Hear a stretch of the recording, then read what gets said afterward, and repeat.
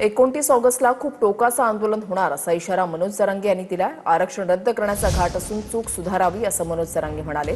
तर जरांगेंचा गैरसमज दूर करू असं उपमुख्यमंत्री शिंदे म्हणाले। दुसरं तरी मान्य का मिळालेलं मराठ्यांचं हक्काचं आरक्षण रद्द करण्यात यावं म्हणून 29 ऑगस्टला खूप टोकाचं आंदोलन होणार आहे। खूप टोकाचं जात पडताळणी समितीनं आदेश केलाय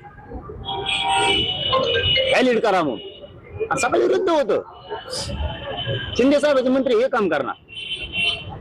आता ठीक आहे, त्यांनी सांगितलंय आता रात्रीपासून त्यांचे खलबतं सुरू आहेत, सकाळी पण होते की आम्ही आमची चूक दुरुस्त करतो। शिंदे साहेबांच्या तिकडून सुरू झालं। आमचं तेच म्हणणं आहे, तुम्ही चूक दुरुस्त करा, आम्हाला बोलायची गरजच नाही। मनोज जरांगे पाटील यांनी पत्रकार परिषद घेतली, ती पत्रकार परिषद तुम्ही बघितली असेल। गंभीर आरोप त्यांच्याकडनं केले गेले तुमच्याबद्दल। ते वारंवार चांगलं बोलताना यापूर्वी बघायला मिळायचे, मात्र तुम्ही डबल गेम करता, तुमचा पक्ष डबल गेम करतोय असं म्हणत पक्षावर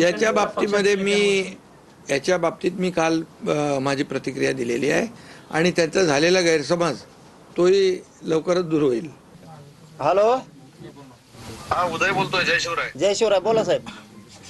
काय गडबड झाली त्या दाखल्यामध्ये? सगळे दाखले रद्द करायला सुरुवात केली आता तुमच्या मंत्री महोदयांनी। पत्रकाराने विचारलं का पण कमून वाटोळा करायला उगाच उगा कशामुळं? बीडला आंबोरीची नोंद सापडली, बीडला आंबोरीची बीडला 52 कोळ्या, तिकडे 52 कोळ्या हे देतो लिहून, एंडोर्समेंट करून देतो, पत्रकार रद्द करा, केली रद्द।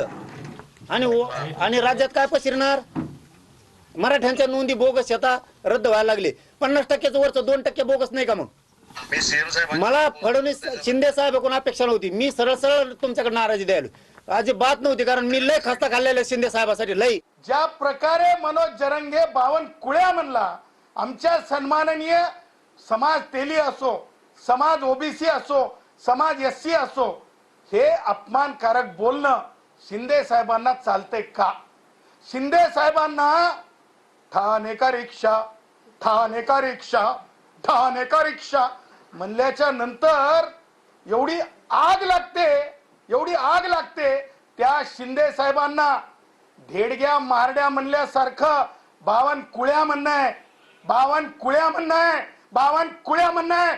शर्मेनं लाज वाटायला पाहिजे।